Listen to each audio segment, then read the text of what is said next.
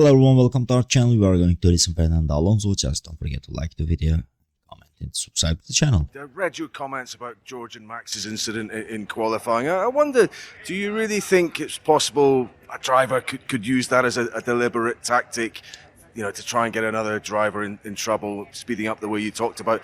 And generally, how do you think the new race director oversaw the event last weekend? Well, I think it's the stewards more than the race director On on this matter. But no, I'm okay. I'm relaxed. I'm just saying that sometimes when they apply, a rule or a penalty to someone, then why we don't follow, that path, and in the next race is not applicable anymore. Depending sometimes which nationality you are.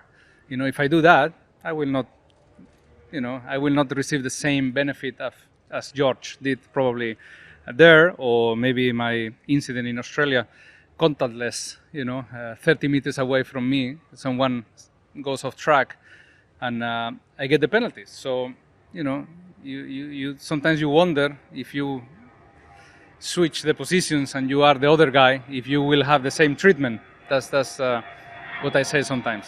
Fernando, great run last week out in Qatar, getting some points, Aston looking like that, but a little bit more pace. Do you think that whatever made the car work well there is going to apply here in Abu Dhabi? We cannot be 100% sure of that.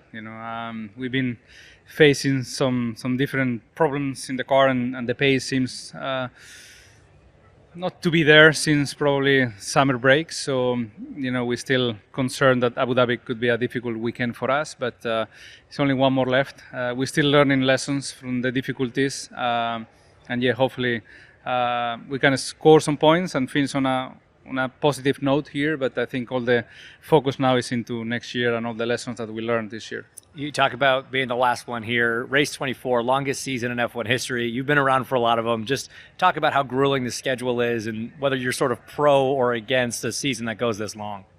I think we are unanimous against 24. I think 20 probably is the high limit for drivers and teams. But I think that the biggest thing is when the championship is over or your aspirations are over by September or sometimes even before that. In our case was quite secure the 5th place in the Constructor Championship, so there is really nothing to fight for. The World Championship was decided in Vegas for Max, so the remaining races after that event, is a little bit long for everybody. We still have the Constructor Championship that is alive, and that's probably the only thing that keeps Abu Dhabi, a little bit alive. But we need to think of once championships are decided or whatever, to have an extra award or something for the remaining of the championship to keep it a little bit more interesting. So you talk about how you're already kind of eyes forward to 2025. I know you're probably, Monday is when prep for 25 starts. Just looking forward, how excited are you to finally get to work alongside Adrian? He's talked a lot about wanting to work with you and just being part of a team and eventually getting to drive a car that's had some of his influence in it.